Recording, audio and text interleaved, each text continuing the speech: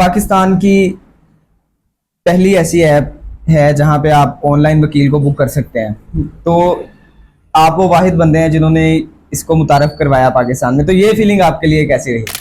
AI जो है वो आजकल के दौर में इंसानी ज़िंदगी के लिए कितनी ज़रूरी हो गई है? अच्छा, मैं समझता हूँ कि ये एक एआई का दौर है, तो स्मार्ट दौर है। ठीक है, तो मुझे लगता है कि हर इंसान को यूज़ करना चाहिए। अब आपको मैं इसको बहुत अच्छी एग्जांपल दे सकता हूँ। जैसे R&D है, जिस तरह हमने कोई भी एक चीज़ के ऊपर रिसर्च करनी है, तो बेसिकली हम पहले क्या करते थे, हमारे पास रेफरेंसेस होते होते थे, गूगल के ऊपर जाते होते थे, हम डिफरेंट डिफरेंट वेबसाइट्स को स्क्रॉल करते थे, फिर हमें जाके कुछ कॉन्टेक्स्ट मिलता होता था। जी। ठीक है, अब लेट्स से मुझे किसी भी चीज़ के ऊपर रिसर्च करनी है, तो एआई जो है, अब चैट जीपीटी की एग्जांपल आप ले लें, उसके ऊपर billions of data already available है। तो जब आप एक टॉपिक उसको देंगे R&D के लिए, तो वो मैं समझता हूँ कि इनिशियली आपको बहुत अच्छा जो है वो रिस्पॉन्स देगा। और आई गेस इनिशियली जो आपका स्टार्ट होता है वो R&D को वहाँ से आप स्टार्ट कर सकते हैं, आपको बहुत अच्छा डाटा वो दे सकता है। अब इसके डिसएडवांटेजेस भी बहुत ज़्यादा हैं। अब जिस तरह एआई ने काफ़ी जॉब्स भी खाई हैं। आपके ख्याल में पाकिस्तान के लोगों को ऑनलाइन लीगल सर्विसेज को सीरियस लेना चाहिए? बिल्कुल, इसके अंदर एक मैं बहुत बड़ा पॉइंट रेज करना चाहूँगा। जी जी। अब जिस तरह आपको पता है कि पाकिस्तान के अंदर काफ़ी जो है ना वो लोगों को चुप करा दिया जाता है, तो यहाँ पे मैं स्पेसिफिकली टारगेट करना चाहूँगा फीमेल्स को, कि उन देखें, अब फीमेल्स हैं, उनको चुप करा दिया जाता है, उनको लीगल लीगल हेल्प की तरफ कभी लेके जाया नहीं जी जाता। बिल्कुल। ठीक है, अब पाक वकील क्या है कि आपने चुप नहीं रहना। ठीक है, आपने अपना ऑनलाइन वकील बुक करना है। जिस तरह आप इसके अंदर डिफरेंट सिनेरियोज आ जाते हैं, अगर आपके पास घर में इस तरह का कुछ सीन चला हुआ है, या मतलब कि कुछ होता है ना, हम वास्ट जा सकते हैं अगर इस टॉपिक्स की ऊपर बात करें। बिल्कुल ऐसा ही है। तो फीमेल्स के लिए सबसे बड़ी ये कि मैं समझता हूँ अच्छी फैसिलिटी है, वो बर वक्त जो है वो अपने वकील के साथ कंसल्ट कर सकते हैं घर बैठे ही, और जो है अपना आगे जो भी केस फाइल करना है वो इस तरह कर सकते हैं।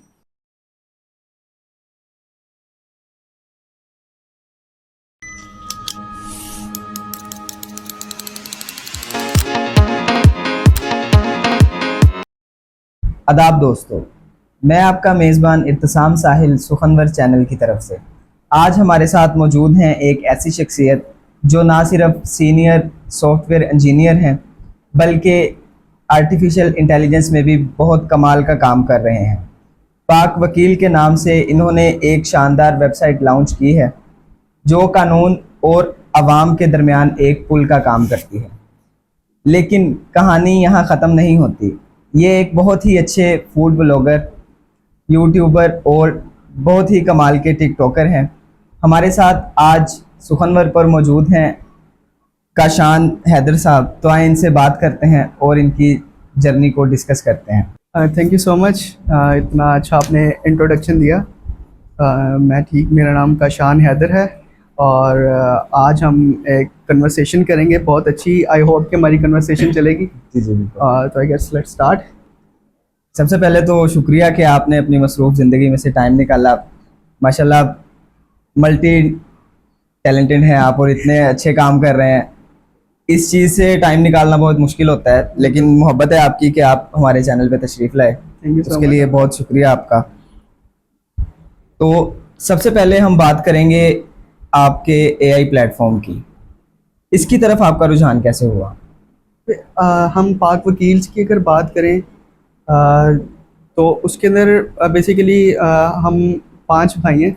जी ठीक है, तो हम बेसिकली एक दिन हम बैठे हुए थे रमज़ान के अंदर, तो सहरी का टाइम था, तो भाई आए हैं और भाई कह रहे हैं कि ठीक है, वालदा के लिए हमने ऑनलाइन डॉक्टर बुक करना है। तो वही मेरे एक भाई हैं जो अभी LLB के स्टूडेंट भी हैं, तो वो उन्होंने हमें कहा कि कुछ इस तरह का होना चाहिए वकील्स के लिए भी। तो वहाँ से ये सारी फिर हमने अपनी जो खुद का प्लेटफॉर्म है उसकी जर्नी फिर हमने वहाँ से स्टार्ट की। वहाँ से हमने उसकी डेवलपमेंट स्टार्ट की बैक इन 2-3 मंथ्स। तो अब अल्हम्दुलिल्लाह हमारा प्लेटफॉर्म इस टाइम लाइव भी है, और उसके ऊपर कंटिन्यूसली डेवलपमेंट चल रही है। और अल्हम्दुलिल्लाह हमारे पास 350 प्लस जो वेरीफाइड लॉयर्स जो कि 1 मंथ के अंदर हो चुके हैं। तो क्या इस बात है। तरह आई गेस हमारे जो प्लेटफॉर्म है इसकी जो है वो स्टार्ट हुई जर्नी, और अभी तक अच्छी जा रही है माशाल्लाह से। तो आपका ये आइडिया जब आपके भाई ने आपको दिया, तो इसको डेवलप करने में वेबसाइट, आपके भाई ने भरपूर साथ दिया आपका, या आपकी टीम बाहर से आपने टीम इकट्ठा की? नहीं, बेसिकली मेरे बड़े भाई भी सॉफ्टवेयर इंजीनियरिंग है, और हम एक सॉफ्टवेयर हाउस भी रन कर रहे हैं उकाड़ा के अंदर, नेस्मेक लैब्स के नेम से। ठीक है। तो डेवलपमेंट वाली साइड, सारी साइड हमने खुद देखी, और उसके बाद जो जिन भाई का आइडिया था, उन्होंने पूरी जो टेस्टिंग वाली साइड है, एज अ प्रोडक्ट जो मैनेजर होते हैं उनका रोल जो है वो प्ले किया, और इस तरह हमने इस प्रोडक्ट को लॉन्च किया। और उसके साथ हमारी मार्केटिंग की एजेंसी भी खुद की थी, तो वहाँ से भी हमें एक एज मिला, और वहाँ से भी हमें अच्छा खासा रिस्पांस में मार्केटिंग की वजह से मिला। तो आपने ये 2-3 माह में जो 300 तक वकील इस प्लेटफॉर्म पर आए हैं, इनके साथ आपने कैसे रब्ता किया? ठीक है, इसमें मैं समझता हूँ कि बहुत बड़ा रोल है वो मार्केटिंग एजेंसी का है। बेसिकली कैचेक्स मार्केटिंग एजेंसी है जिनके साथ हम काम कर रहे हैं जी। और उनकी वजह से ही उन्होंने इतनी अच्छी मार्केटिंग की। बेसिकली इसके अंदर आ जाती है सोशल मीडिया मार्केटिंग आ जाती है, जिसके अंदर डिफरेंट डिफरेंट गूगल एड्स आ जाते हैं। तो इस तरह उन्होंने मार्केटिंग की और टारगेट किया एक लॉयर नीश को, जिसकी वजह से जो लॉयर्स हैं वो इस तरफ आए और अच्छा खासा रिस्पॉन्स हमें देखने को मिला। तो आपकी इस वेबसाइट से क्लाइंट अगर आता है किसी वकील को हायर करने, तो डायरेक्ट वकील से रब्ता करता है या पहले उसका आपके साथ रब्ता होता है? बेसिकली इसके अंदर पाकिस्तान के अंदर हम आपको पता हो तो फैसिलिटीज़ है वो काफ़ी कम है। यहाँ पे हमारे पास अगर हम पेमेंट गेटवेज की बात करते हैं तो वो उसके ऑप्शन हमारे पास बहुत कम है। तो इस चीज़ को इंश्योर करने के लिए हमने क्या किया कि हम मिडल वेयर बन गए। ठीक है, अब जैसे फॉर एग्जांपल अब कोई भी क्लाइंट आता है हमारे पास जी, तो उसकी रिक्वेस्ट हमें रिसीव होती है। हम क्योंकि इस तरह डायरेक्ट वकील के साथ अगर उसको कांटेक्ट करवा देंगे, और पाकिस्तानी अवाम है आपको पता है, बिल्कुल ऐसे वो अगर कुछ भी ऐसा वैसा हो जाता है तो फिर वो जो लॉयर का एक्सपीरियंस है वो ख़राब होता है। तो इसलिए मिडल वेयर हम बने, हम उनसे पहले पेमेंट कंफर्म करते हैं, उसके बाद फिर हम उन दोनों का जो है वो रब्ता करवा देते हैं। फिर जैसे भी इनका केस चलता है, जो भी कंसल्टेशन उनकी होती है वो फिर इस तरह उनकी चलती है। पाकिस्तान की पहली ऐसी ऐप है जहां पे आप ऑनलाइन वकील को बुक कर सकते हैं, तो आप वो वाहिद बंदे हैं जिन्होंने इसको मुतारफ करवाया पाकिस्तान में। तो ये फीलिंग आपके लिए कैसी रही? ये बहुत ही सरप्राइजिंग फीलिंग थी, क्योंकि हमें इससे पहले नहीं पता था कि हम कुछ इस तरह का सोच भी सकते हैं। ऐसे कुछ प्लेटफॉर्म को भी हमने सर्च किया तो हमें नहीं मिले। बेसिकली एक दो प्लेटफॉर्म्स हैं लेकिन वो इस तरह काम नहीं कर रहे। वो वहाँ पे जस्ट आप अपनी लॉयर्स की लिस्टिंग कर सकते हैं, बेसिक वहाँ पे जिस तरह होता है ना, आप लॉयर्स को इंट्रोड्यूस करा सकते हैं। तो इस टाइप के ऐप्स ऑलरेडी मौजूद हैं, लेकिन एक इस तरह का ऐप बनाना जिसके अंदर आप जो है वो लॉयर्स को बुक कर रहे हैं, आपने कभी सोचा भी नहीं होगा कि आप घर बैठ के लॉयर्स को बुक कर सकेंगे। ऐसे ही तो ये एक ओवरवेलमिंग सी फीलिंग है और काफ़ी अच्छी फीलिंग है, जिसको हम बताते हैं या दो देखते हैं। अल्लाह ताला आपको कामयाब करे इसी चीज़ में। तो आप दूसरे लोगों के लिए भी वेबसाइट्स बनाते हैं? बिल्कुल, हमारा मैंने जैसे अर्ज किया कि हम सॉफ्टवेयर हाउस भी रन करते हैं नेस्मेक लैब से। तो हम डिफरेंट सॉफ्टवेयर्स के ऊपर भी काम करते हैं, हम एआई के ऊपर भी काम करते हैं, हम ऐप्स के ऊपर भी काम करते हैं, और डेफिनेटली वेबसाइट्स के ऊपर भी हम काम कर रहे होते हैं। तो अगर आप से किसी ने वेबसाइट कोई बनवानी हो, उसके मैक्सिमम कितने चार्जेस करते हैं आप? नॉर्मल कोई भी वेबसाइट ले लो। ये डिपेंड करता है बेसिकली। अब जिस तरह अगर आप मुझे कहेंगे कि आपने काइंड ऑफ पॉडकास्टिंग के लिए वेबसाइट बनानी है तो उसका सिनेरियो डिफरेंट होगा। अब वहीं एक जहाँ पे हमारे पास फंक्शनैलिटीज़ कॉम्प्लेक्सिटीज़ आ जाती हैं, जहाँ पे चीज़ें कॉम्प्लेक्स हो जाती हैं, तो ऑब्वियसली उसके फिर चार्जेस वो हाई होते हैं। अब हमारे पास यहाँ पे क्लासिफिकेशंस होती हैं वेबसाइट्स के अंदर। जिस तरह अभी किसी को चाहिए कि लैंडिंग पेज बनाना है किसी ने, ठीक है, तो landing page kind of just वो इतना कोई नहीं होता। ठीक है, वो हम बेसिकली डिज़ाइन होता है, स्ट्रक्चर होता है, दैट्स इट। तो उसके इतने चार्जेस नहीं होते। और अगर आप फंक्शनैलिटीज़ की तरह हो, जिस तरह हमने अब पाक वकील्स को बनाया है जी, तो ये तो माइंड ब्लोइंग है। ये बिल्कुल ऐसे ही है, ये बिल्कुल ही आपके लिए भी नया एक्सपीरियंस है और पाकिस्तान के अवाम के लिए भी एक बिल्कुल नया एक्सपीरियंस है। बिल्कुल, और बहुत लोग अप्रिशिएट भी करते हैं जब हम बताते हैं इस तरह की चीज़ को। कभी किसी ने सोचा नहीं होता इस तरह। बिल्कुल ऐसे ही है। वकील के साथ जब आप राब्ता करवाते हो अवाम का, तो वकील की फीस में आपका कितना कंट्रीब्यूशन होता है? ठीक है, अभी ये है कि हम अभी बिल्कुल इनिशियली स्टेज पे हैं। हम अभी चाह रहे हैं कि हमारा जो प्लेटफॉर्म है ना, वो हर किसी को पता चले कि कुछ है चीज़ जी। तो अभी हम फिलहाल के लिए कुछ नहीं ले रहे। नेक्स्ट कुछ 1-2 मंथ के अंदर हमारा है कि हम जो है चार्ज करेंगे। वो फिर डिपेंड करता है, हम देखेंगे कि जो हमारे पास एक लॉयर आ रहे हैं वो अगर कितनी उसकी फीस है और किस तरह के पाकिस्तान के रूल्स किस तरह के हैं, जी। तो फिर उस तरह हम क्राइटेरिया बनाएंगे और उसमें फिर हम एक जो है वो छोटी सी परसेंटेज है, जिस तरह मैं आपको एक एग्जांपल देना चाहूँगा फाइवर की। फाइवर और Fiverr, अपवर्क बिल्कुल। बिल्कुल हैं। तो जब आप वहाँ पे आप ऑर्डर रिसीव होता है तो ये नहीं कि आपको एब्सोल्यूट जो है आपको अमाउंट दे दी जाती है, उसमें से एक छोटा सा जो चंक होता है वो फाइबर वाले रखते हैं और उसको आप एज अ प्लेटफॉर्म फ़ी भी ले सकते हैं। तो बिल्कुल इसी ऐसे तरह फिर हम इसी तरह प्लेटफॉर्म फ़ी हम रखेंगे और वो हम फिर थोड़ी सी चार्ज बिल्कुल करेंगे जी, ऑब्वियसली, बिल्कुल। क्योंकि ये काफ़ी बड़ा जाहिर सी प्लेटफॉर्म बात है है। वाला। जैसा कि आपने बताया कि आप सॉफ्टवेयर इंजीनियर हैं, सीनियर, और माशाल्लाह आपके घराना भी आपका इस शुरू से यही माहौल मिला। तो इसी के साथ आप एआई में भी बहुत अच्छा काम कर रहे हैं, तो इस चीज़ का जहन में कैसे आया? ठीक है, इसकी स्टोरी कुछ यूँ है कि आज से कुछ अगर हम 4-5 मंथ पहले की बात करें तो मैं एक सॉफ्टवेयर हाउस है उनके साथ काम कर रहा था। तो वहाँ पर एक हमारे पास ऐसा प्रोजेक्ट आया जिसके अंदर क्लाइंट की रिक्वायरमेंट थी कि उसको कुछ इस तरह का एआई चाहिए, क्योंकि एआई की जब हम बात करते हैं ना तो हमारे ज़हन में आता है चैट जीपीटी आता है, गूगल जेमिनी आता है। तो वो बेसिकली क्या करते हैं, हम वेबसाइट्स के साथ उनकी इंटीग्रेशन कर देते हैं, फिर जो हमारी रिक्वेस्ट होती है वो जाती है जेमिनी के पास, जाती है चैट जीपीटी के पास, जाती है, वहाँ से डाटा लेके आ जाती है। ये एक डिफरेंट सिनेरियो। लेकिन जो क्लाइंट था उनकी थोड़ी सी रिक्वायरमेंट अलग थी। वो चाह रहे थे कि टोटली जिस तरह हम जो एआई को बिल्ड करें स्टार्ट से सिर्फ उन्हीं के लिए, लाइक जी। हम उनका डाटा सेट उसको दें और वो सिर्फ जो एआई है उसी के ऊपर काम करे। तो ये काइंड ऑफ नई चीज़ थी मेरे लिए और वो मैंने की भी और अल्हम्दुलिल्लाह वो अभी तक चल भी रही है। क्या बात तो इस तरह एआई की मेरी अब काइंड ऑफ जर्नी जो है वो स्टार्ट हुई एआई से, जो ऑफिशियली। वैसे कंसेप्ट आपको पता है कि वो एआई जो एआई का दौर है, इसमें सबको क्यूरोसिटी होती है कि अगर एक चीज़ अगर आपने चैट जीपीटी पर प्रॉम्प्ट डाला है तो उसके बिहाइंड पे सी क्या चीज़ चली है, किस तरह ये हमारे पास जनरेटेड एक चीज़ आई है। तो वो इस तरह मेरी भी क्यूरोसिटीज़ होती थी, लेकिन फाइनली जब मुझे काम करने का मौका मिला तो इन डेप्थ चीज़ों का जो है पता चला। जी, बिल्कुल। अभी जैसा कि आपने बात की प्रॉम की, ये मेरे ख्याल से प्रॉम डालना या लिखना भी हर बंदे के का नहीं होता है, हर बंदा नहीं लिख सकता प्रॉपर प्रॉम। बिल्कुल। आप चैट जीपीटी को कोई चीज़ बताते हो कि जी मुझे एक पिक चाहिए किसी भी किस्म की, एक बंदे को लिखना ही नहीं आता कि वो अपना इजहार ही नहीं कर सकता कि मुझे किस किस्म की पिक चाहिए, तो इसके लिए भी प्रॉपर स्टडी की जरूरत होती है। बिल्कुल। मैं आपको एक यहाँ पे फैक्ट बताना चाहूँगा कि इसकी प्रॉपर जॉब है। मतलब अगर आप प्रॉम्प्ट की। सॉफ्टवेयर इंजीनियर ही हैं, आप एआई के अंदर काम कर रहे हैं, तो there is a job called prompt engineering. तो वो एक सॉफ्टवेयर हाउस है जो एक बंदा हायर करते हैं जो सिर्फ प्रॉम्प्ट ही लिखता है। बढ़िया। तो डेफिनेटली जिसके अंदर जितना हम उसको कॉन्टेक्स्ट देंगे, लेट्स से मुझे एक कैट की पिक्चर जनरेट करानी, अगर मैं कैट लिखूंगा तो वो फिर मिनिमल कॉन्टेक्स्ट होगा उसके पास, फिर वो जाएगा और वो अपने जो भी जनरेट करेगा पिक्चर को और वो आपको दे देगा। उसके अंदर कॉन्टेक्स्ट नहीं है। अब यहीं पे अगर मैं कहूँ कि generate a picture of cat wearing glasses, ठीक है, तो अब उसके पास ज्यादा कॉन्टेक्स्ट आया, अब वो जाएगा, उसका रिक्वायरमेंट मैंने दी है ना ग्लासेस की, तो वो उसके ऊपर काम करेगा, उसके ऊपर वो अपनी लेयर्स को अप्लाई करेगा और अपने वो डाटा सेट के पास जाएगा, फिर उनका एक मर्ज करेगा, मर्ज करके फिर वो एक कैट को जब वो ग्लासेस पहनाएगा और एंड रिजल्ट मेरे पास जो है वो कैट ने ग्लासेस पहनी होंगी। तो इस तरह ये एआई जो है वो आजकल के दौर में इंसानी जिंदगी के लिए कितनी जरूरी हो गई है?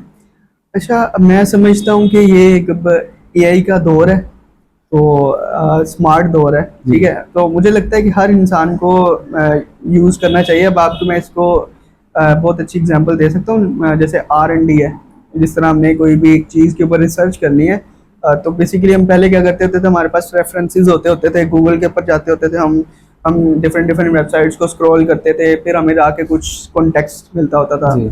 ठीक है। अब लेट्स से मुझे किसी भी चीज़ के ऊपर रिसर्च करनी है, तो एआई जो है, अब चैट जीपीटी की एग्जांपल आप ले लें, उसके ऊपर billions of data already available है। तो जब आप एक टॉपिक उसको देंगे R&D के लिए, तो वो मैं समझता हूँ कि इनिशियली आपको बहुत अच्छा जो है वो रिस्पॉन्स देगा। और आई गेस इनिशियली जो आपका स्टार्ट होता है वो R&D के वहाँ से आप स्टार्ट कर सकते हैं, आपको बहुत अच्छा डाटा वो दे सकता है। अब इसके डिसएडवांटेजेस भी बहुत ज़्यादा हैं। अब जिस तरह एआई ने काफ़ी जॉब्स भी खाई हैं, जिस तरह अब जिस तरह कंटेंट राइटर्स होते हैं, इनकी काफ़ी हद तक जॉब जो है एआई ने खा भी लिया। इसी तरह पॉजिटिव साइड पे आए तो ऑब्वियसली इंसान की ज़िंदगी में इसके काफ़ी पॉजिटिव जो है वो भी इफ़ेक्ट्स हैं। तो इसी तरह है, अब जैसे मैंने आपको R&D की एग्जांपल दे दी है इस तरह डिफरेंट डिफरेंट एग्जांपल्स हैं। जैसे प्रेडिक्टिव एआई होता है, जिस तरह आप एक मोबाइल के अंदर कीबोर्ड यूज कर रहे हैं तो वो वहाँ पे भी आपका एआई यूज हो रहा अब है। तो बस व्हाट्सएप में, फेसबुक में, मैसेंजर में भी आ चुका है बकायदा ये चीज़। बिल्कुल। अब कुछ इस तरह ही है, कंपनीज अब एआई करके सारी चीज़ों को एडवर्टाइज कर रहे हैं कि एआई आ गया, एआई आ गया, तो वो ज़रा फिर यूज़र को इंटरेक्ट करती हैं। बिल्कुल। ये तो आपने कुछ फायदे बताए एआई के, लेकिन इसके नुकसानात भी बहुत ज्यादा हैं। बिल्कुल। आपकी नज़र में क्या क्या नुकसानात हैं इंसानों को इस चीज़ से? ठीक है। अच्छा, ऐसे अभी कोई ख़तरा नहीं है, जिस तरह हमारे कुछ एआई एक्सपर्ट्स बताते हैं, नो डाउट उनके पास बहुत इंफॉर्मेशन होती है, लेकिन पर्सनली मुझे नहीं लगता कि अभी इतने कुछ है। जिस तरह हम एआई की टाइप्स के अंदर जाते हैं, बेसिकली हम हमारे पास होता है नैरो एआई। ठीक है, नैरो एआई के अंदर क्या होता है, जो वही एआई जो हम यूज़ कर रहे हैं वो खुद से सोच नहीं सकता, वो कुछ भी अपने डिसीजंस नहीं खुद ले सकता। जिस तरह चैट जीपीटी हो गया, जेमिनी हो गया, क्लाउड हो गया, इसी तरह हमारे पास ये नैरो एआईज हैं जिनके ऊपर हम डाटा दिया है, वो ट्रेन हुए हैं। अब यहाँ पे हमारे पास जो नेक्स्ट आती है ना टाइप, वो है जनरल एआई की, जनरल आर्टिफिशियल इंटेलिजेंस जो है। अब यहाँ पे थोड़ा सा मामला अपडेट हो जाता है। यहाँ पे एआई वो थोड़ा सोच सकता है इंसान की तरह। अब यहाँ पे वो एआई जो खुद है वो डिसीजन ले सकता है। बिल्कुल। तो इसी तरह अब ये एक छोटी सी एग्जांपल है, अब आपने शायद इसका रिफ्लेक्शन देखा भी होगा चैट जीपीटी के अंदर। आप जो थिंक वाला मॉडल उसका यूज कर सकते हैं, जैसे जीपीटी 5 नया लॉन्च हुआ है। इसी तरह हमारे पास डीप सीक के अंदर R3 करके हमारे पास मॉडल आता है, जिसको वो सोचता है, सोचने के बाद आपको आंसर करता है। अब इससे थोड़ा सा ऊपर जाए ना तो यहाँ पे हमारे पास आ जाता है super AI, super artificial intelligence. यहाँ पे थोड़ी सी चीज़ें जो वो कम्प्लेक्सिटी की तरफ जाते हैं, जो एआई एक्सपर्ट्स बताते हैं कि नेक्स्ट कुछ इरा डेकेड्स कह लो आप, 2 डेकेड्स 3 डेकेड्स के अंदर वो कहते हैं कि एआई टेक ओवर कर लेगा, एआई खुद डिसीजंस लेगा, एआई अपनी कॉपीज बनाएगा और फिर बाद में उनको डिस्ट्रॉय नहीं करेगा। तो इस तरह की कुछ चीज़ें आ जाती हैं, लेकिन मेरे ख्याल में अभी हम बहुत ही निचली स्टेज पे हैं और मुझे नहीं लगता कि अभी इस तरह का कुछ होने वाला है। तो एआई से काफ़ी ज़्यादा फेक पिक्चर्स, वीडियोस भी बनाई जा रही हैं, जिसकी वजह से काफ़ी लोगों को नुकसान भी होता है। उसके बारे में क्या ख्याल है आपका? ठीक है, अब जिस तरह आप देखें ना कि आपके पास एक प्लेटफॉर्म आ गया है, अब आपने किस तरह यूज़ करना है वो आपके ऊपर डिपेंड करता है। ठीक है, अब आप क्या उससे पॉजिटिव चीज़ें, क्या आप जैसे ना पॉजिटिव साइड देखें एआई की, तो आप बहुत चीज़ें उससे लर्न कर सकते हैं। अब आप जो कोर्सेज बेचते हैं वो देखें ना, आप उनसे चीज़ें लर्न कर सकते हैं। अब दूसरी साइड इसकी पॉजिटिव है, अब इसी तरह आप पॉजिटिव इस तरह की चीज़ें, नेगेटिव कर सकते हैं चीज़ें इसकी। और लेट्स से जिस तरह हमारे पास पीछे कुछ टिकटॉक बैन हुआ था, जी। तो वहाँ पे भी लोगों के कुछ यही कंसर्न्स होते थे कि प्लेटफॉर्म है, ये प्लेटफॉर्म को यूज़ किस तरह करना है वो डिपेंड करता है आप पे। आप पे, प्लेटफॉर्म आपको मिल गया है, डिपेंडिंग अपॉन यू कि आप किस तरह उसको यूज़ कर रहे हैं। तो इस तरह आप एआई को भी ले सकते हैं। ये तो जो ह्यूमन नेचर है ना, वो है कि आप इसको किस तरह यूज़ कर रहे हैं। तो जो अब नए आने वाले स्टूडेंट हैं, एआई में इंटरेस्टेड हैं, उनके लिए आप क्या कहना चाहेंगे? उनके लिए यही है कि डेफिनेटली आना चाहिए, नई फील्ड है और अनफॉर्चुनेटली पाकिस्तान के अंदर अभी इसका इतना कुछ स्कोप नहीं है। अभी कुछ मैं जॉब्स देख रहा होता हूँ तो इतनी जॉब्स अभी पाकिस्तान में नहीं है, नो डाउट। इसके अगर हम बाहर देखें तो वहाँ पे ज़्यादा जॉब्स हैं। तो फिलहाल मैं यही सजेस्ट करूँगा कि आप ज़रूर एआई की फील्ड है इसको चूज़ करें, क्योंकि ये बहुत ज़्यादा वास्ट है और इसके ऊपर अभी इतनी रिसर्च नहीं है जिस तरह बाकी फील्ड्स के ऊपर है। जैसा कि मैंने इंट्रो में बताया कि आप सॉफ्टवेयर इंजीनियर होने के साथ साथ एआई पे भी काम कर रहे हैं और यूट्यूबर भी आप हैं। तो अब आपकी यूट्यूब की जर्नी की तरफ आते हैं। यूट्यूब आपने कब स्टार्ट किया? यूट्यूब मैंने स्टार्ट किया था 2017 से, बैक इन 2017 जब मैं 9th के अंदर होता था आई गेस, तब मैंने स्टार्ट किया था। और तब वही कोई वीडियो उठा के इधर से दे दी, उधर से तब वो 5 मिनट क्राफ्ट चलती होती थी काफ़ी ज़्यादा। जी बिल्कुल। तो उनके ऊपर काफ़ी व्यूज़ होते थे, तो मैंने उनकी वीडियो उठा के लगा देनी और व्यूज़ भी आ जाते थे। लेकिन एट द एंड वीडियो जो है वो टेक डाउन कर दी जाती थी स्ट्राइक की वजह से, कॉपीराइट की वजह से। तो इस तरह करते करते फिर एस्टेब्लिश हुआ सारा काम। तो उसके बाद फिर आपने अपना कंटेंट बनाना स्टार्ट किया यूट्यूब पर? हाँ, उसके बाद मैंने अपना स्टार्ट किया as a technical content start किया, जिसके अंदर मैं लोगों को सिखा रहा था कि कैसे आप वीडियो एडिटिंग कर सकते हैं, किसी ऐप को क्रैक कैसे कर सकते हैं, या इसका आप मोड वर्जन कैसे डाउनलोड कर सकते हैं। तो वो कंटेंट मैंने काफ़ी बनाया और नो डाउट वो मेरा चैनल मोनेटाइज भी हुआ। लेकिन अभी अनफॉर्चुनेटली वो आपको कंटेंट यूट्यूब पे मेरा नहीं मिलेगा। ये आपने बड़ी अच्छी बात की। मोड एपी के अक्सर लोग जो हैं वो पे नहीं कर सकते ऐप्स पे, क्योंकि ज्यादातर ऐप जो है, पिक्चर्स वाली ले लो, वीडियोस वाली ले लो, वो पेड होती हैं। और वो पेड करने की बजाय लोग उनका मोड ढूंढ रहे होते हैं। उसका आप थोड़ा अगर बता दें हमारे नाजरीन को कि वो किधर से कैसे बंदा डाउनलोड कर सकता है। अच्छा, मैं मोड एपीकेस को अब सपोर्ट नहीं करता, क्योंकि जब से मैं सॉफ्टवेयर की इंडस्ट्री में आया हूँ ना, तो ये एक बड़ा फ्लो होता है किसी भी कंपनी के लिए, क्योंकि बिहाइंड द सीन्स तो बहुत बड़ी कंपनी उनके पीछे बैठी हुई है, वो जी। इतनी मेहनत से ये सारी चीज़ें कर रही होती है। तो ये एक इसके अंदर मैं दो कंसर्न रखना चाहूँगा, ठीक है। सबसे पहले तो ये पायरेटेड सॉफ्टवेयर है, ठीक है। पायरेटेड सॉफ्टवेयर के अंदर क्या होता है कि ये कॉपी होती है सॉफ्टवेयर की। जिस तरह अगर आप कोई भी लेट से सॉफ्टवेयर कंप्यूटर के अंदर डाउनलोड करते हैं ना, तो उसका एक कॉन्फ़िग की फाइल होती है हमारे पास, जो स्टोर हो रही होती है प्रोग्राम फाइल्स के अंदर, तो वहां से फिर ये मोड एपीकेस बनते हैं, ठीक है। तो इसके अंदर फ्लो क्या है कि जो बंदा आपको मोड एपीके दे रहा है ना, वो उसके पास वो आपके कंप्यूटर की या मोबाइल की पूरी एक्सेस होती है।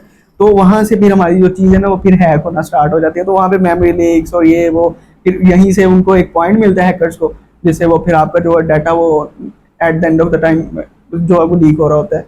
तो इसकी बेस्ट अप्रोच यही है कि थोड़ा सा पे कर ले। यूट्यूब का चैनल आपने बताया कि आपका मोनेटाइज हो चुका था।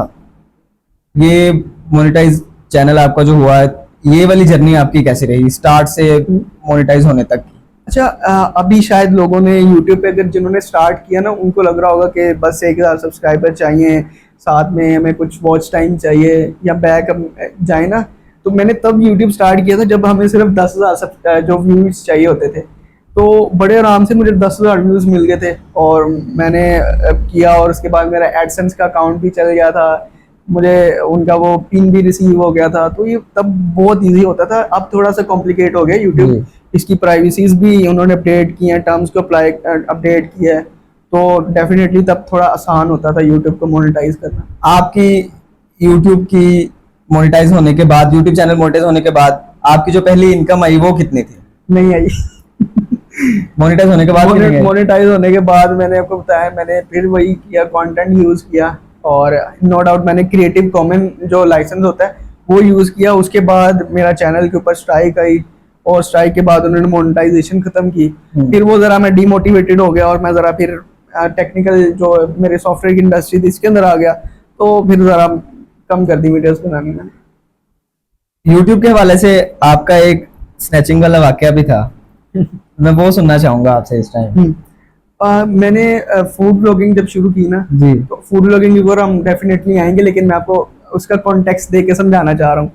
तो मैंने स्टार्ट की, मैं एक चैनल था स्ट्रीट फूडीज, जिसके फेसबुक के ऊपर, यूट्यूब के ऊपर आई गेस 500,000 फॉलोअर्स हैं। वो लाहौर से है, और अरबाज उसको रन करते हैं। तो उकाड़ा के अंदर मैं जो है वो काम कर रहा था उनके साथ। तो मेरे पास काफ़ी अच्छा सेटअप होता था, मेरे पास गोरिल्ला का पोर्ट्स होते थे, कैमरा बहुत अच्छा होता था, DSLR उसका लेंस काफ़ी अच्छा था, साथ में मेरे पास शॉटगन माइक भी होता था। तो वो मुझे एक लाहौर में वीडियो शूट करनी थी। मैं यूनिवर्सिटी नई नई स्टार्ट की, और मैं लाहौर में गया, और मेरा उस दिन मुझे अच्छे से याद है, मेरा कैलकुलस का पेपर था यूनिवर्सिटी के अंदर फर्स्ट सेमेस्टर का। तो मैं बड़े आराम से जा रहा हूँ, मुझे तब यही फील होता है कि लाहौर बहुत सेफ है। तो सुबह कुछ 7 बजे के अराउंड मेरा 10 बजे पेपर था, तो मैं जल्दी निकल गया, मुझे वापस आना था घर। तो रास्ते में दो आए हैं भाई। उन्होंने रोका है, और रोक के कहते कि जो है फिर दे दो, फिर देना पड़ा। कैमरे वगैरह भी सारा कुछ? कैमरा दिल तो नहीं था उस टाइम, कैमरा दिया, मेरे पास मेरा फ़ोन था, फ़ोन गया, माइक गया, मेरे पास हाँ, एक इसमें इंटरेस्टिंग चीज़ है, उससे एक रात पहले मुझे अरबाज भाई ने ना मुझे मेरी पेमेंट दी थी वीडियोस की। 2 वीडियोस की पेमेंट थी, एक वीडियो का मुझे वो 3,000 पे कर रहे थे। तो मेरे पास 6,000 थे। रात को मैंने ATM किया, मैंने कहा सुबह मेरा टाइम बचेगा, और वो मेरी लाइफ की फर्स्ट अर्निंग थी जो वो ले गए। वो चले गए, उसका मुझे दुख ज्यादा हुआ है। वो तो अभी तक नहीं भूलती होगी आप? हाँ बिल्कुल, मेरी मतलब फर्स्ट अर्निंग थी। आपको पता है कि उसके साथ हमारे इमोशंस जुड़े होते हैं कि ये मैंने फर्स्ट टाइम कुछ अर्न किया है, तो इस तरह होता है ना। तो फिर वो चली गई, उसका फिर वो मेरे माइंड में बड़ा घूमता रह गया, यार क्या हो गया। उसके बाद फिर आपका यूट्यूब की तरफ से रुझान खत्म हुआ या और बढ़ा? अभी भी स्टिल मैं समझता हूँ कि यूट्यूब जो है वो अच्छा प्लेटफॉर्म है बाकी प्लेटफॉर्म के लिए, नो डाउट। अभी इंस्टाग्राम भी आपको पे कर रहा है, फेसबुक भी पे कर रहा है, लेकिन स्टिल मैं समझता हूँ कि यूट्यूब अच्छा प्लेटफॉर्म है, और eight the end of the time मैं यूट्यूब के ऊपर ही फोकस कर रहा हूँ। तो स्टिल मेरा चैनल अभी है और मैं अभी उसके ऊपर फोकस कर रहा हूँ। तो आपने यूट्यूब का काम कर रहे हैं, एआई पे काम कर रहे हैं, इंजीनियर भी हैं, इन इतनी ज़्यादा मसरूफियत के साथ फूड ब्लॉगिंग की तरफ आने का कैसे सोचा आपने? फूड ब्लॉगिंग मैंने आपको बताया ना कि बैक इन 2022 उकाड़ा के अंदर, तब मुझे लगता है कि किसी को अवेयरनेस भी नहीं होगी इस चीज़ की, तो मैं तब से फूड ब्लॉगिंग कर रहा हूँ। और मैंने बताया ना अरबाज भाई के साथ मैं करता जी। था, वो मुझे पे करते थे, मैं उनको वीडियो देता था, दैट्स इट। मेरा उनके साथ ये रिलेशन होता था। तो उसके बाद क्योंकि फूड ब्लॉगिंग का मुझे शुरू से ही शौक है, मुझे कुछ ऐसा कंटेंट बनाना था जिससे मेरी भी हेल्प हो और दूसरे लोगों की भी। तो इस तरह फिर मैं बिल्कुल मेरे ख्याल में सॉफ्टवेयर इंजीनियरिंग से पहले मैं ये कंटेंट कर रहा था। सॉफ्टवेयर इंजीनियर से पहले ही ये कर रहे थे। हाँ। तो सबसे पहली वीडियो आपने किस रेस्टोरेंट पे जाके बनाई और उसका आइडिया कैसे आया? ठीक है, अच्छा मैं ना क्योंकि अरबाज भाई भी एक फूड ब्लॉगर हैं, लाहौर के अंदर बेस करते हैं, जो आपने देखा होगा अक्सर ही वो जीले के साथ जाके वीडियो बनाते हैं। एक फूडीज बाय आशर है, वो भी साथ ही होते हैं। तो उनको देख के ही मुझे मोटिवेशन मिला था। और यहाँ पे है तुर्किश फूड कोर्ट उकाड़ा जी। के अंदर। तो फर्स्ट तो नहीं, सेकंड वीडियो थी, क्योंकि फर्स्ट मेरी रिजेक्ट हो गई थी। तो तब मुझे इतना बनाने का पता नहीं था वीडियो को। मैंने फर्स्ट वीडियो जो है वो तुर्किश फूड कोर्ट की थी। तो इसकी एडिटिंग वगैरह आप खुद करते हैं नहीं, या कोई टीम वगैरह है आपकी? जो मेरा पर्सनल कंटेंट है ना, उसकी एडिटिंग, वॉइस ओवर सब कुछ मैं ही करता हूँ।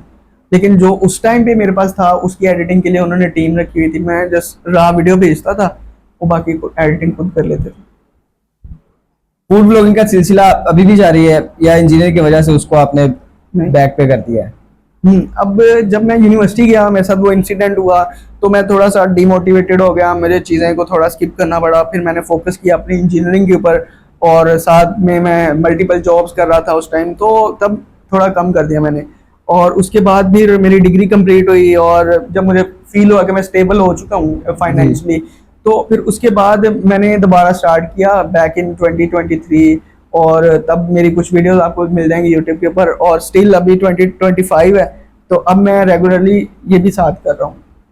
तो आप इस फूड ब्लॉगिंग को किस किस प्लेटफॉर्म पे अपलोड करते हैं?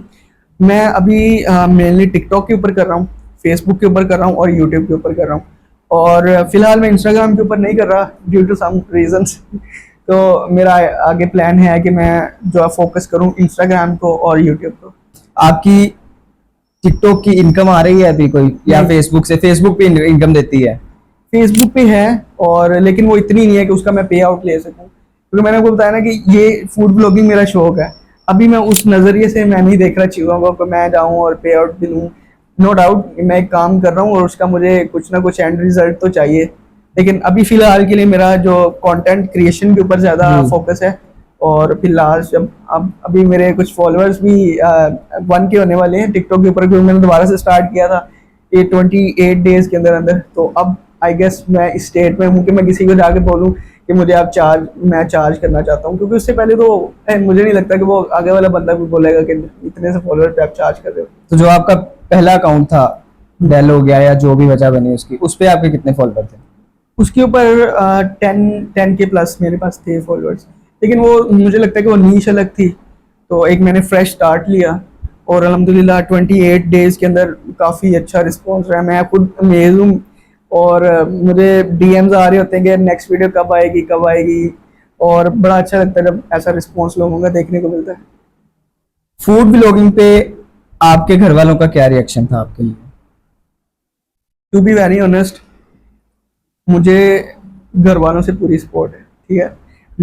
मेरे पास 2 दिन होते हैं, सैटरडे और संडे। जी। अब आपकी वो वाली बात भी मैं कवर करूंगा कि आप सारा कुछ कैसे मैनेज कर रहे हैं। तो मेरे पास 2 दिन होते हैं, सैटरडे एंड संडे, क्योंकि मैं ऑफिस को भी मैंने मैनेज करना होता है, तो वो सारी चीज़ों को मिलाकर मैं काफ़ी बिजी हो जाता हूँ। अब जो मेरा पूरा सैटरडे होता है वो मैं शूटिंग्स के अंदर गुजारता हूँ। डिफरेंट डिफरेंट जगह पे जाके मैंने वीक के अंदर मैंने चेक मार्क या टू डू कर लेता हूँ, तो जाके मैं फिर उनको शूट करता हूँ, और नेक्स्ट डे है वो मैं एडिटिंग करता हूँ। तो यहाँ से थोड़ा सा आप कह लो कि घर वाले कहते हैं कि थोड़ा टाइम नहीं दे पा रहे हो, इस तरह का आप कुछ कह सकते हो, लेकिन सपोर्ट उनकी तरफ से पूरी है। अब तक आपने उकाड़ा के किन किन फूड कॉर्नर्स को टच किया है? हम्म। अभी तक आई गेस मैंने 30 प्लस काउंट कर चुका हूँ उकाड़ा के अंदर। और लाहौर में कुछ 20+, क्योंकि अब लाहौर में मेरा ज़्यादा काम नहीं है, तो जी। मैं टोटली उकाड़ा के अंदर ये बेस कर रहा हूँ। उकाड़ा के अंदर स्ट्रीट फूड जैसा कि कोई ठेला वगैरह कह लो, रेडी कह लो, उस पे भी आप जाते हैं या सिर्फ ब्रांड्स वगैरह पे जाके वीडियोस बनाते हैं?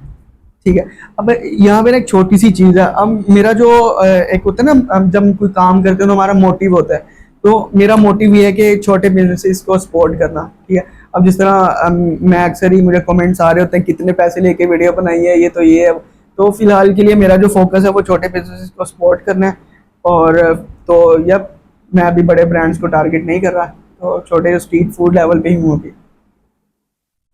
अभी रिसेंटली उकाड़ा में पिज्जा कॉर्न के नाम से एक शॉप ओपन हुई है, उधर भी आप गए हो, उनका टेस्ट आपको कैसा लगा? उनका टेस्ट मेरे बर्ड्स के लिए तो अच्छा था, मेरे टेस्ट बर्ड्स के लिए। अब क्योंकि यहाँ पे डिफरेंट जो लोग होते हैं ना, उनके डिफरेंट टेस्ट बर्ड्स बिल्कुल। होते हैं, तो मेरे लिए अच्छा था। और मैंने उनकी वीडियो बनाई और उनकी सेल डबल हो गई। तो वो जब मैंने मैसेज देखा नेक्स्ट डे, क्योंकि वो वीडियो थोड़ी सी वायरल चली गई, तो मैंने जब उनका नेक्स्ट डे मैसेज देखा तो वो बड़ी दुआएं दे रहे थे, आप मेरे लिए फरिश्ता बन के आए हैं ये। तो वो दिल को बहुत सुकून मिला कि अच्छा आज मेरा जो मोटिव है ना वो पूरा हो पूरा रहा है। हो गया। तो बिल्कुल ये ऐसे बहुत ही। अच्छा लगता है देख के ऐसे मैसेजेस। जहाँ पे लोग अच्छे मैसेज करने वाले होते हैं, वहाँ पे गलत कमेंट करने वाले भी लोग होते हैं, तो उन कमेंट्स को कैसे फेस करते हो? मैं क्योंकि आप देखें बहस जितनी आप करोगे वो उस तरह आगे बढ़ती चली जाएगी। तो just shut up call and that's it. ये भी अच्छी बात है। उकाड़ा के अलावा या लाहौर के अलावा किसी और शहर में जाके आपने अपना फूड का चस्का पूरा किया है? चस्का ही बोलेंगे इसको हम लोग। फूडी हो काफी। नहीं, टू बी ऑनेस्ट नहीं। वीडियोस बनाते हो फिर भी फूडी नहीं? मैं फूडी तो मैं हूँ, लेकिन जो मेरा पीछे वाला जो एरा गुजरा है ना, लाइक 4 to 5 years, वो मेरा लाहौर उकाड़ा यही रहा है। तो मुझे मौका ही नहीं मिल सका मैं किसी और शहर जाऊँ और स्पेशली जाके वीडियो बनाऊँ। आगे प्लानिंग्स हैं मेरी इस चीज़ पे भी। लाहौर या उकाड़ा के अलावा आपको कौन से सिटी का वीडियोस आपने देखी होंगी? और भी फूड ब्लॉगर्स हैं जो मुल्तान से या साहिवाल से वीडियोस बनाते हैं, तो कोई ऐसा प्लान हो आपके जहन में कि यार सबसे पहले मैंने इस शहर में ये वाले फूड कॉर्नर को जाके टच करना है? अच्छा, एक ना गुजरावाला के अंदर एक फूड पॉइंट है निराला होटल के नाम से। तो मेरा मेरा बड़ा दिल करता है कि मैं वहाँ पे जाऊँ और वहाँ पे जाके वीडियो बनाऊँ, क्योंकि पर्सनली उनका फूड देख के जो क्रेविंग होती है ना, तो वो मैं एक तो क्रेविंग पूरी करना चाहता हूँ और दूसरा उनके पास जाके मैं वीडियो बनाना चाहूँ। इसके अलावा गुजरावाला, क्योंकि वो पहलवान लोग हैं खाने पीने वाले, बिल्कुल। तो ऑब्वियसली वहाँ पे तो फूड तो वाफर मुझे मिलेगा। तो मैं अगर उकाड़ा या लाहौर के बाद जाना चाहूँगा ना, तो मैं पहला गुजरावाला को जाके टारगेट करना चाहूँगा। चलें जी, अल्लाह ताला आपका ये ख्वाब भी पूरा करे और आपको जितनी आपकी फील्ड्स हैं हर फील्ड में कामयाब करे Thank आपको। you. आप जिस मकाम पे जाना चाहते हैं अल्लाह ताला आपको उस मकाम तक लेके जाए। Thank you. आपके ख्याल में पाकिस्तान के लोगों को ऑनलाइन लीगल सर्विसेज को सीरियस लेना चाहिए? बिल्कुल, इसके अंदर एक मैं बहुत बड़ा पॉइंट रेज करना चाहूँगा। जी जी। अब जिस तरह आपको पता है कि पाकिस्तान के अंदर काफ़ी जो है ना वो लोगों को चुप करा दिया जाता है, तो यहाँ पे मैं स्पेसिफिकली टारगेट करना चाहूँगा फीमेल्स को कि देखें अब फीमेल्स हैं उनको चुप करा दिया जाता है, उनको लीगल हेल्प की तरफ कभी लेके जाया नहीं जी जाता। बिल्कुल। ठीक है, अब पाक वकील क्या है कि आपने चुप नहीं रहना। ठीक है, आपने अपना ऑनलाइन वकील बुक करना है। जिस तरह आप इसके अंदर डिफरेंट सिनेरियोज आ जाते हैं। अगर आपके पास घर में इस तरह का कुछ सीन चला हुआ है या मतलब कि कुछ होता है ना, हम वास्ट जा सकते हैं अगर इस टॉपिक्स की ऊपर बात करें। बिल्कुल ऐसे ही है। तो फीमेल्स के लिए सबसे बड़ी ये कि मैं समझता हूँ अच्छी फैसिलिटी है, वो बर वक्त जो है वो अपने वकील के साथ कंसल्ट कर सकते हैं घर बैठे ही, और जो है अपना आगे जो भी केस फाइल करना है वो इस तरह कर सकते हैं। कशान भाई, इस आपके पाक वकील सॉफ्टवेयर से पाकिस्तानी अवाम को क्या क्या फ़ायदा हो सकता है? सबसे बड़ा जो फ़ायदा होता है ना, एक अब हमें कोई भी वकील अगर करना है तो हमें उस डेफिनेटली पहले कचहरी जाना पड़ेगा, फिर हमें अपने टाइप का वकील ढूंढना पड़ेगा, फिर उसके साथ हमारा कंसल्टेशन होगा। जी। तो इस चीज़ को जो है ना मद्देनज़र रखते हुए हमने इस ऐप को बेसिकली डेवलप किया था। ठीक है, अब क्या है कि आपको अगर लीगल हेल्प आज चाहिए ना, तो आप इंस्टेंटली आज अपना वकील बुक करो, अपनी वहाँ से सॉर्ट करो अपना जो भी वकील आपको चाहिए। जैसे आपको फैमिली या लीगल जी। लिटिगेशन के लिए चाहिए, तो आप गए वहाँ पे, आपने सॉर्ट किया, आपके सामने सारे वकील आए और आपने फ़ौरन से कंसल्ट किया वकील को आज के आज ही, और फिर आपका जो भी आगे प्रोसीडिंग थे जिस तरह आपने प्रोसीड किया, तो ये आपको इंस्टेंट जो है ना लीगल हेल्प आपको मिलेगी इससे। तो आपने इस ऐप पे लिस्टिंग की हुई है? बिल्कुल। मतलब कि अगर कोई बंदा एक आके सर्च करता है फैमिली केसेस के मुतालिक, तो वो उसको सारे फैमिली के बिल्कुल। केसेस के वकील ही मिले। बिल्कुल। इसी तरह हमारे पास फैमिली के हर हर जो है ना प्रैक्टिस एरिया हमारे पास अवेलेबल है। तो जिस तरह प्रैक्टिस एरियाज के आपको मिल जाएंगे, फैमिली लिटिगेशन के मिल जाएंगे, और इस तरह मैं तो अब इस फील्ड से हूँ नहीं, तो ज़्यादा मुझे नहीं आइडिया, लेकिन आपको हर फील्ड हर फील्ड के मिल जाएंगे। तो क्लाइंट्स अपने घर बैठ के सिर्फ अपने सिटी के वकील को हायर कर सकता है, या पूरे पाकिस्तान में किसी भी वकील को हायर कर सकता है? नहीं, अब क्योंकि इस चीज़ को एलिमिनेट करना था कि किसी को जाके स्पेशली वकील ना ढूंढना पड़े, जी। तो आप घर बैठे पूरे पाकिस्तान में से जिस भी मर्जी शहर का वकील बुक कर सकते हो। जब आपने इस वेबसाइट को बनाना स्टार्ट किया पाक वकील के नाम से, एक तो मैं आपसे ये पूछना चाहूँगा कि आपने इसका नाम पाक वकील ही क्यों रखा, और दूसरा ये कि आपको किन किन मुश्किलात का सामना करना पड़ा? ठीक है, सबसे पहले पाक वकील ही क्यों रखा, तो ये टोटली मतलब हम वैसे जब ब्रेनस्टॉर्मिंग हो रही थी ना, इसके ऊपर चल रही थी कि हम इस ऐप को डेवलप करने वाले हैं, तो सोचा भी नहीं था, हमने एक टेम्परेरी नाम इसको दे दिया पाक वकील्स के नाम से कि ये नाम होगा, फिर लास्ट में हम जब इसको डिप्लॉय करेंगे या जब हम इसको लेके आएंगे पब्लिकली तब नेम चेंज कर लेंगे। तो ये नेम फिर हमें इतना यूनिक लगा कि हमें लगा कि अब यही सूटेबल है इसके लिए, तो फिर यही रहने देते हैं। और इसके बाद मुश्किलात की अगर बात करें तो ऐसे अभी तक तो नहीं आई, क्योंकि अभी तक हमारा जो वकील्स का अगर रिस्पॉन्स है या हमारा सिस्टम है वो कैपेबल है कि इतने यूज़र्स को वो हैंडल कर सकता है। और उसके अलावा मुझे नहीं लगता कि ऐसे हमें कोई मसला आया हो, क्योंकि डेवलपमेंट सारी हम खुद देख रहे थे और इसकी प्रॉपर जो है वो टेस्टिंग हो रही थी, तो इस तरह में फ़िलहाल कोई भी नहीं आया। तो आपने इस ऐप पे वकीलों की जो लिस्ट बनाई है उसकी कोई लिमिटेशन भी है, या जितने मर्जी वकील उसमें ऐड हो सकते नहीं, हैं? इसके ना हम टोटली अनलिमिटेड वकील्स रख रहे हैं अभी के लिए, और इसमें फ़िलहाल कोई लिमिट नहीं है। आप जितने लॉयर्स आ रहे हैं सबका वेलकम है, और बस ये है कि आप लॉयर होना चाहिए। बिल्कुल ऐसे ही है, ये अच्छा लॉयर होगा तो फिर ही वो क्लाइंट को जो है वो डील कर सकेगा। बिल्कुल। हमारे सुखनवर चैनल की वजह से अगर आपके पास कोई क्लाइंट आता है तो उसको आप क्या रिलीफ दोगे? ठीक है, अब सुख अनवर चैनल की तरफ से कोई भी आएगा ना, तो जी। उसको हम एब्सोल्यूट 10% डिस्काउंट देंगे उसकी सर, कंसल्टेशन शुक्रिया। से। अगर कोई वकील पाक वकील पे रजिस्टर्ड होना चाहता है तो वो किस तरह रब्ता कर सकता है आपसे? ठीक है, सबसे पहले तो आप पाक वकील्स को विज़िट करें, अपना साइन अप करें, आप अपना अकाउंट बनाएं, जी। और उसके बाद फिर आप जो है ना अपनी लॉयर रजिस्ट्रेशन शुरू कर सकते हैं। आप अगर देखेंगे तो आपको फ्रंट पे ही नज़र आ जाएगा, बटन नज़र आ जाएगा, जब आप उसको प्रेस करेंगे तो आपसे वो इनिशियली डिटेल्स लेगा, आपका CNIC नंबर मांगेगा, आपसे आपके जो वो बाहर का जो भी लाइसेंस होता है वो उसका नंबर मांगेगा, और इसी तरह फिर वो आपको प्रोसीड करता करता आपकी रिक्वेस्ट जो है वो सबमिट हो जाएगी, और फिर हमें वो रिसीव होगी, और विद इन 7 डेज़ हम उसको जो है वो वैल्यूएट करेंगे, और हम पता करेंगे कि आप वकील हैं और आपका लाइसेंस एक्टिव है, तो हम आपको एज अ लॉयर रजिस्टर कर देंगे। तो इसमें जो आप वकला हजरात को इंटर कर रहे हो वो सिर्फ आप हाई कोर्ट के वकील रख रहे हो, या पुराने जो एक्सपीरियंस जिनके पास 30 ईयर अबाउट 50 ईयर का है वो वकील रख रहे हो, या जो नए आने वाले वकील अगर इंटर होना चाहें तो वो भी इसमें इंटर हो सकते हैं? इसके अंदर फ़िलहाल के लिए इस तरह की कोई लिमिटेशन नहीं है। इसके अंदर लोअर कोर्ट भी आपको मिल जाएगी, और हाई कोर्ट भी मिल जाएगी, और सुप्रीम कोर्ट भी मिल जाएगी। बड़ी अब बात इसी है। तरह है कि हमारे पास मोस्टली जो लॉयर्स हैं वो यंगस्टर्स भी हैं, लेकिन मेजॉरिटी हमारे पास सुप्रीम कोर्ट वाली भी है, जिसके अंदर हमारे सीनियर जो लॉयर्स हैं वो आ जाते हैं। जिस तरह अभी लास्ट में देख रहा था, हमारे पास एक लॉयर है जो रजिस्टर हुए थे जिनका 35+ ईयर का एक्सपीरियंस था, और वो सुप्रीम कोर्ट के अंदर प्रैक्टिस कर रहे हैं। तो आपके पास लाइसेंस होना चाहिए, डजेंट मैटर कि आप किस तरह के वकील हैं, आपके पास वैलिड लाइसेंस होगा तो आप पाक वकील पर रजिस्टर हो सकते हैं। मतलब कि बेसिक जो है वो लाइसेंस होना लाजमी है, एक्सपीरियंस चलेगा। अब देखें ना कि एक सिर्फ वही जाके कोर्ट के अंदर हेयरिंग कर सकते हैं, जो भी केस लड़ सकते हैं जो एक वैलिड वकील है, बिल्कुल ऐसे ही। जिसके पास लाइसेंस है। तो हम सिर्फ जिसके पास वैलिड लाइसेंस है उसको रजिस्टर कर रहे हैं। डजेंट मैटर कि आपका एक्सपीरियंस कितना है, इनिशियली आप यंगस्टर हो या सीनियर हो, तो हम सबको फ़िलहाल के लिए ले रहे हैं। तो आपके मुताबिक अभी तक किन केसेस के वकला हज़रात ज़्यादा आपके इस ऐप पे ऐड हुए हैं? ठीक है, इसके अंदर हमारे पास फैमिली जो लॉयर्स हैं वो आई गेस ज़्यादा है, और इसी तरह सिविल लिटिगेशन के अंदर भी मैंने काफ़ी लॉयर्स को देखा है।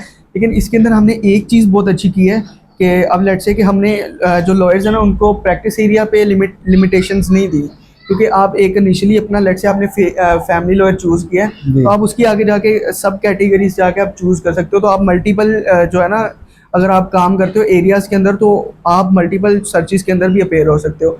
तो इस तरह आप एक ही चीज़ पे लिमिटेड नहीं हो, आपके पास मल्टीपल अगर एरियाज़ हैं तो आप वहाँ पे वो सिलेक्ट कर सकते हो और वहाँ से फिर आप केस जो है वो ले सकते हो हमारे प्लेटफॉर्म से। चले तो एक लास्ट सवाल आपकी इसी पाक वकील के हवाले से कि इन फ्यूचर आप पाक वकील वेबसाइट को किस मकाम पे देखते हैं? ये अभी तो बहुत इनिशियल स्टेज है और जिस तरह लोगों का रिस्पांस है वो माशाल्लाह से बहुत अच्छा है, और फ़िलहाल के लिए हमने अभी तक यूज़र और वकील को देखा है, लेकिन इन फ्यूचर हम सोच रहे हैं कि इसके अंदर एआई भी लेके आ रहा है। ठीक है, इसी पाक वकील के अंदर? पाक वकील के अंदर, और ताकि फिर वो जो है ना जो भी अपनी केस मैनेजमेंट होती है लॉयर की उसके अंदर उसको हेल्प करेगा। तो हम इस तरह का कुछ अभी सोच रहे हैं और नो डाउट इसके ऊपर अभी डेवलपमेंट भी चल रही है। तो इस तरह हम इसको आगे लेके चलना चाह रहे हैं और इसको एक प्रॉपर प्लेटफॉर्म बनाना चाह रहे हैं। जिस तरह अगर आप ओला डॉग देखा होगा या जी। मरहम.pk देखा होगा, तो इस तरह हम एक प्लेटफॉर्म पाकिस्तान में अंदर चाह रहे हैं, और फिर अगर चांस मिला तो हम इंटरनेशनली भी जाएंगे। अल्लाह ताला कामयाब करे जी आपको। ये पाकिस्तानी अवाम के लिए बहुत अच्छी चीज़ है और नई चीज़ है, ख़ास तौर पे जैसा कि आपने बताया कि लड़कियों के लिए। कुछ लड़कियां नहीं निकल सकती किसी वजह से बिल्कुल। घर से बाहर, तो वो घर बैठ के ही अपना मामला सॉर्ट आउट कर सकती हैं बिल्कुल। वकला हज़रात से और रब्ता इसके करके। अंदर प्राइवेसी है, सबसे बड़ी चीज़ ये है कि ऐसे ही है। हमें भी नहीं पता कि आप जो केस उनका जो भी चल रहा है उनके साथ बात चल रही है, हमें खुद भी नहीं पता कि वो एक क्लाइंट और लॉयर के दरमियान क्या चल रहा है। तो ये एक सेफेस्ट और प्राइवेसी का ख्याल रखते हुए इस चीज़ को बनाया गया ताकि इंस्टेंट जो हेल्प है सबको मिल सके। जाहिर सी बात है कि जो भी क्लाइंट आता है, कुछ केसेस ऐसे भी होते हैं कि वो वकील के अलावा किसी दूसरे से शेयर नहीं कर सकते, तो ये चीज़ आपने इसमें बड़ी अच्छी रखी है। मैं दुआ करूंगा कि अल्लाह ताला आपको सबसे पहले तो नेशनल लेवल पे, फिर उसके बाद इंटरनेशनल लेवल पे भी आपकी इस वेबसाइट को लेके जाए। Thank you. इसी के साथ मैं पॉडकास्ट के इख्तिताम से पहले हमारे नाजरीन के लिए जो नए आने वाले सॉफ्टवेयर इंजीनियर या एआई के प्लेटफॉर्म पे काम करने वाले हैं या फूड ब्लॉगर्स हैं, उनके लिए आप कोई पैगाम देना चाहें? सबसे पहले तो जो मेरे भैया आ रहे हैं सॉफ्टवेयर इंजीनियरिंग के अंदर, नो डाउट ये बहुत वास्ट हमारी एक फील्ड है, आप इसको टारगेट करें, इसके साथ आप एआई को टच करें। और इसके अलावा क्योंकि अब आपको इस तरह के लोग मिलेंगे जो कह रहे हैं कि सॉफ्टवेयर इंजीनियरिंग की जॉब खतरे में है या इस तरह की कुछ चीज़ें आपको देखने को मिलेंगी, तो आप इस चीज़ को इग्नोर करें और अपना जो है वो एक स्टेप लें और आएँ। और नो डाउट इसके अंदर प्रैक्टिसिंग की बहुत ज़्यादा ज़रूरत होती है, और अपना कंफर्ट जोन से निकलें और प्रैक्टिस करें। प्रैक्टिस करेंगे तो ही आप इंजीनियरिंग वाली साइड पे अच्छा कर सकेंगे। और इसके अलावा जितने भी लोग फूड ब्लॉगिंग की तरफ आना चाहते हैं वो सोचे नहीं, क्योंकि एक चीज़ आपकी डिपेंडेंसी बन जाती है। अब देखें कि मैं इस फ़ोन से हर कुछ कर रहा हूँ, मतलब इसी से मैं वॉइस ओवर भी कर रहा हूँ, इसी से मैं जो शूटिंग भी कर रहा हूँ, तो किसी भी चीज़ को डिपेंडेंसी ना बनाएं, जो भी है स्टार्ट करें। और जब आप स्टार्ट करते हैं तो मेरा यकीन है कि अल्लाह आपकी मेहनत को ज़ाया नहीं होने देता। बिल्कुल ऐसे और no doubt at the end of the time आपके पास अच्छा कैमरा भी आ जाएगा, अच्छा माइक भी आ जाएगा। तो आप एक इनिशियल स्टेप लें और इस चीज़ को स्टार्ट करें। कशान के एक बहुत ही अच्छे पैगाम के साथ अब हम इस पॉडकास्ट से इजाज़त चाहेंगे। अगली दफ़ा मिलते हैं एक नई आवाज़, नई शख्सियत और एक नए फ़न के साथ। तब तक के लिए अल्लाह हाफिज़। अल्लाह हाफिज़।